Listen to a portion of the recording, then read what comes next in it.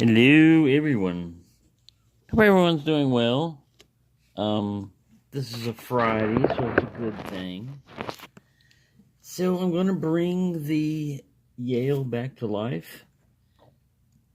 And what I've been doing is, after that last video I did on this one, I couldn't go to sleep. I got up out of bed, and I wanted to mess with the pins a little bit. And I was just messing around with the sequence of the original pins, and they were all going to have to be worked on a little bit, except for one was a close match. And that's this one here on pin 5. It's not filed down completely evenly, but it's better than what it was because it was sticking up a little bit. But the rest of these are replacement pins because it was just standard key pins. The only thing you can go with a little bit smaller diameter on the key pins and it would still function. But the tolerances would be a little bit sloppier is all I would say. You probably wouldn't notice it, But I kept testing it here. Well, this is, like I said, it's not a very precise tolerance. This is just a holder for the cylinder. It's not really designed to be like the lock. But if you turn the key on your pins that you're trying to get flush and they don't fit in this, they're not going to fit in the lock. But once they get down to there, then you go to the point where you take the lock body and you put the core in there, or the plug. And if it goes in like that, cool. Your pins are good. But if it doesn't, you meet a lot of resistance like I did. You're going to have to work on your key pins. Figure out which one it is that's binding and everything else. And file it down. Just take a little bit of time. You can do it with a Dremel tool, but it would go too fast. It would take up. You'd have to be very skilled to do that. I like a hand file, and just slowly, just like whittling it away. If you've got a bag of pins and everything, and you can drop them in and get perfect fits, then bingo, that's the best way. No filing required. Also, while you have the plug out, just check it for scratches and stuff. And it's probably a good idea to take some fine grit sandpaper, probably 1,000, 1,500 up to 2,000 or something, and just go with the grain or the rotation of the lock, the way it would turn, and sand it. That would help for smoother operation. Sometimes you get little burrs in here and stuff.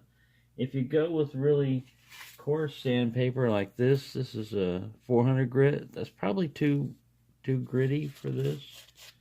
You're going to leave more scratches. You really want to get closer to like polishing it and smoothing it up, if at all possible. Or you can just leave it alone. I see a slight gouge here on this part right here. As far as feel though, it feels pretty smooth. It doesn't feel that bad. So we're probably going to leave it like that. Mainly because I can't find my sandpaper. It's hiding from me. Cats. What have you done with it? Right, so I've got this thing set up. It goes in here. Well, I just want to make sure that even without any key pins, it still works. Now, it's not going to work as a test because I don't have that plug retainer in there. And before I put the plug retainer in, I've got to depress this guy. He's under spring tension. Oops, I don't want to use a light pick with it. Use this foil here. You want to depress him back and then place your core retaining pin in. I'm not sure if it has anything to do with it. See, that one right now is just held under friction. I'll just drop the core retainer in there right now, just for giggles. See, now it goes in smoothly. I'm telling you, it was acting up. There we go. I had to push on the key a little bit, and I felt it go in. Now the core is locked in place. That works. I'm going to hold my finger here when I test this because I found out the hard way when I was assembling Paul Springett's the padlock that he sent to me. I was testing it without this, and I had the shackle and everything without the cover on it, and I turned it to open it, and I didn't have my finger over there, and the spring pressure of that being released, it had nothing to stop it. Ping! That thing, sucker shot. Pretty good shot. Long ways shot across over my shoulder and everything. Alright, so this is going to function. Now all I've got to do is load the pins. I've got to straighten up the brass a little bit. That's going to be the tricky part, really. I mean, straightening it up is going to be alright, but getting it to fit in there and hold together, flush fit. And then how well it will look afterwards. But how well it looks is another story. Oh, I was going to mess around with the damn... well, I can kind of figure it out from the key here. The one that has the lowest cut, I want to put the shortest driver. I'm trying to figure this out in my head. I've got different height drivers in here, and there's one that's a little bit shorter, and there's a couple of them that are longer. So I think the shortest one would go with this guy right here. I think the shortest driver would go with this guy right here. And the longer drivers would go on these because they sink down deeper in the pin stack with no key in there. That's my theory, and I'm sticking with it. Alright, so that's pin 1, 2, 3. Pin 3. Pin 3 we're going to make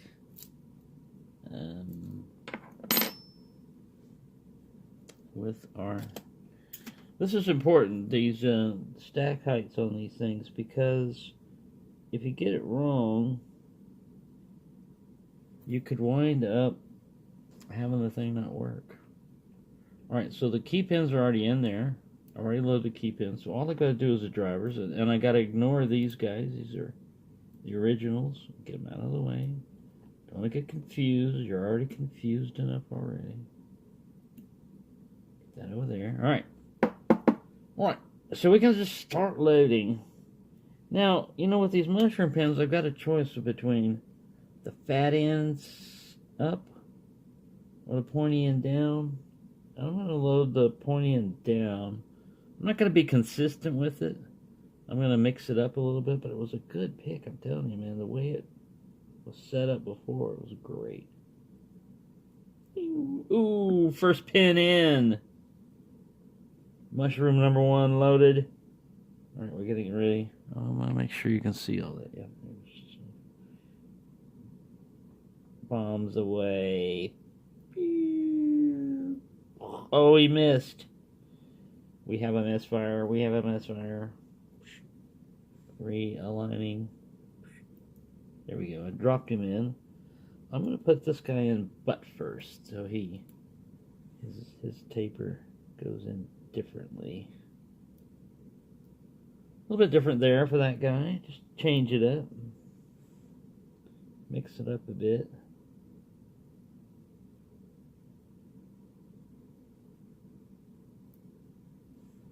And the last pin. Whee! Alright, now I gotta load the springs. And I'm gonna do a test with it, with my finger holding over before I put the plate all the way down. With my finger acting as a plate. That's just to make sure everything works before we start completely reassembling everything. See how much higher that guy stands out? That may be a problem. That may be a problem with that pin stack height. Kind of a crude method of judging it.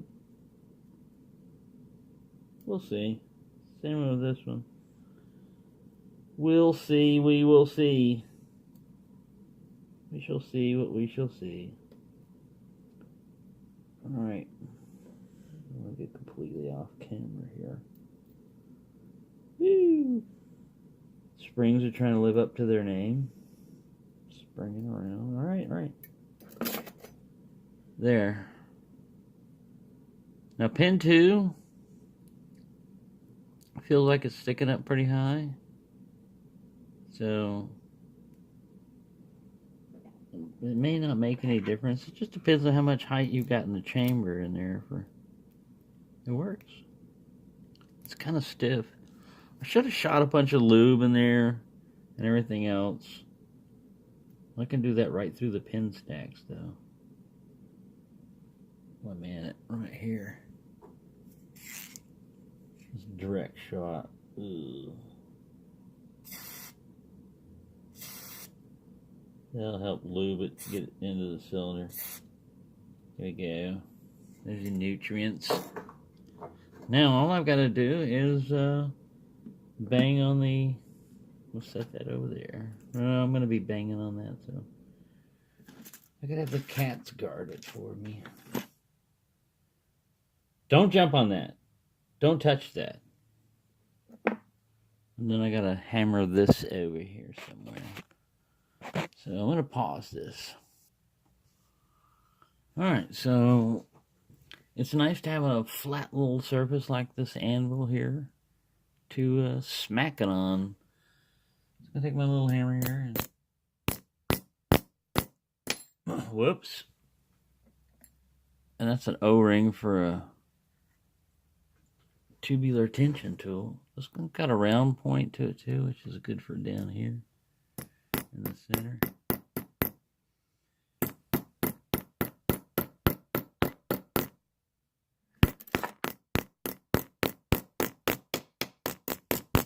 There we go. We're getting somewhere. We're getting somewhere.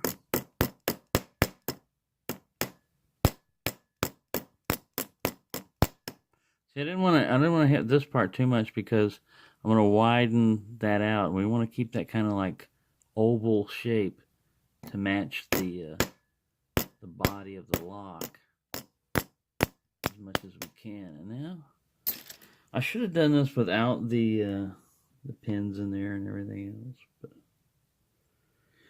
shoulda, woulda, coulda. All right, so I'm going to try to do a little test here and see how well this works. You don't want to mangle the pins, but you got to get the thing closed. All right, this is going to be tricky. All right, you can't see anything anyway because my hand's away, and I'm going to have to do this off camera, I'm afraid. It's going to take 2 hands, and the camera's in the way. All right, so what I had to do is get it kind of started by hand, lined up, and then I take this little hammer here, and anything that's sticking up, I go for the highest part. I'm just tapping on it.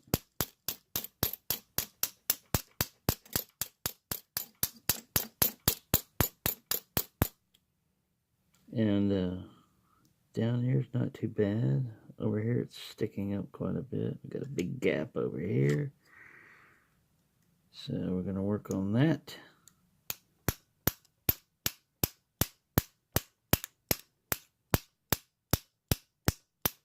Good thing about this is a replaceable brass head. I don't know where to get the replacements, but it should last for a long time. And brass doesn't mar as much as like steel, or this other one here is steel because it's sticking to the magnet, but the brass is not. Oh, and those pins, I said they were nickel plate. Oh, god damn. Here we go. Nothing escaped, but I made it too flat. I've got to arch this, but yeah, those pins are not mangled, but yeah, see, I've got to get this right. I've got to get it correct. So,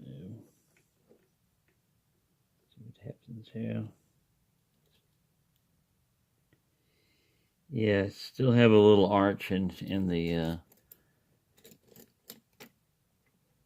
in this, so I'm going to have to beat with the hammer and try to make this more. Yeah, sometimes you run into problems. You just got to take it slow and do your best, you know. And if all those pins would have shot out and everything, the springs would have shot out, and I'd have to look for them, I might have gotten quite discouraged, and this project could have taken quite a bit longer. But just expect problems, usually, is all I'm going to try to say. You know, and to me, this is kind of fun. More than kind of fun. It's a lot of fun. All right, I just eyeballed it, and I see kind of a flat piece here. I want to get a little bit more a curve going here. I could stick it in the vise and kind of like wedge it also, or a pair of pliers. I don't know how strong this is. Mainly where I punched it out, you know, it was bowed out a little bit. So if I grasp it thusly and kind of, oh man, this thing's pretty solid. It ain't like a little piece of, yeah, it's pretty strong. But I feel it curving. I might have curved it too much there. Oh well, we'll straighten it out. Yeah, it has a lot of initial resistance. It's a pretty thick piece. Not all padlocks are designed like this. You just got to look at them real closely, and if you see the plate, then bingo, you're in luck.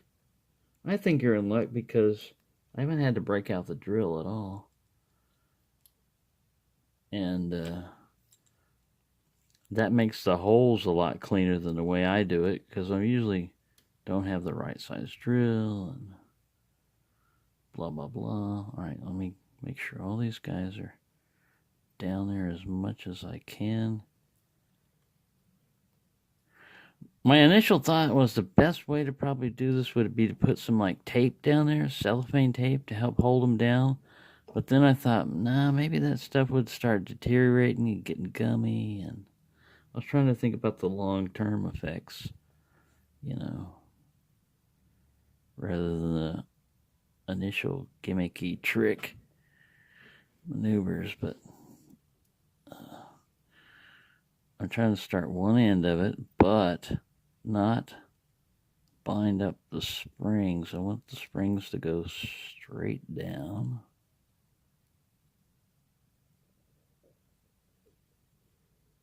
It's not easy. It can be very frustrating. Those of you that lack patience have probably already tuned out already. But I mean, if you were doing this, or attempting to do this, you would probably go nuts, because I'm sure there's some proper tool that helps do this. That's where the individual stack reloading is easier on the other method. Alright, I gotta get it in my hand over here and away from the camera. So I'm gonna pause again, and this is getting long. Alright, man, what a chore. It's under spring pressure. Finally, it dawned on me. Remove the springs. Straighten up your plate. Then put the springs in. First, I was doing a lot of fighting with what you saw, you know, trying to do it under spring pressure with the plate warped. I also had to go in there with a Dremel and remove where I had misaligned it once before. I also used the jaws of the vise to squeeze it together rather than a hammer a little bit, but that wasn't working as well because this is an oval, kind of a rounded shape, and the jaws will give it a flat, so I'd have to put it at an angle. And after a while, I said, I don't care about the grain and what it looks like. I just want to get this cover back on. And now the cover's on. I'm going to take sandpaper and, you know, try to smooth it out and everything else. But here we go. Let's see if we get a Yale with a functioning key. Take it out. Put it in. Bingo. There you go. Yale brought to life. I want to thank everyone who has watched this through this journey with me. I think it'll almost be less nerve-wracking and everything to learn key impressioning than to go through this. But if you've got a lot of time on your hands and patience, and the least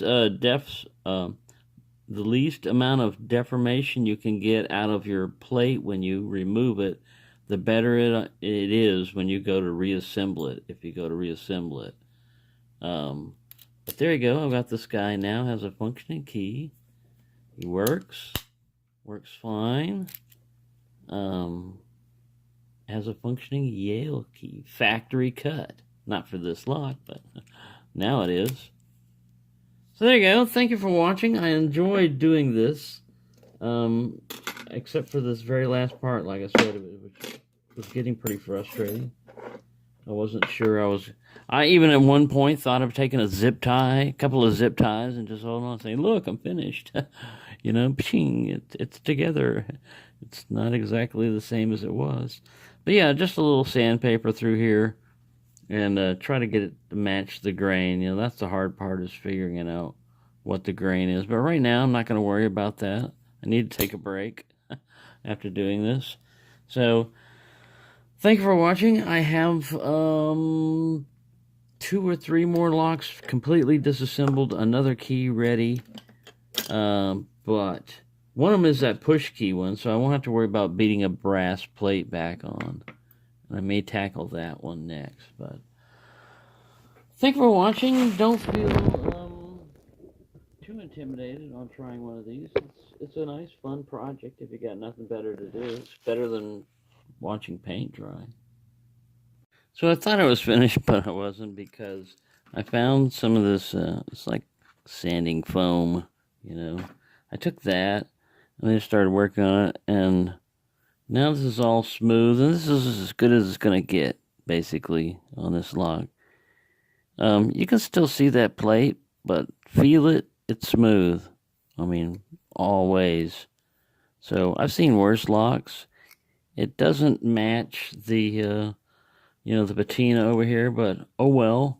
You know, I can put a little vinegar on it or whatever and let it age up, but it's perfectly fine. I just wanted it to, to be... so the pin stack doesn't jump out at me, and the key works and everything. So this really gives me a great deal of satisfaction to accomplish this. You know, this is, to me, this is as much sense of accomplishment and fun as picking my first challenge lock. Making a key for a lock that basically, when I got it, it was locked. I mean, it looked good, but as a lock goes, it's just doing the lock part. It's not doing the unlocking part. To restore it to full functionality, you want to have a key, a working key. So that, bam. Now you could use it as a lock if you wanted to. These locks would be perfect as a modern-day security type of lock if it wasn't that they are so easy to defeat by smacking down on them with a chisel or a screwdriver, and causing this pawl right here to shear that one down there. So, wasn't for that, these would be great locks, but they're a lot of fun to pick. And like I said, I got this one and the other ones for $8 plus shipping. I got this and that master lock because they didn't have a key. If you got a key, they'll charge you a little bit more, but not always, not a whole lot more. And it's something different. Something different and something fun. So, thank you for watching, and happy picking, everyone.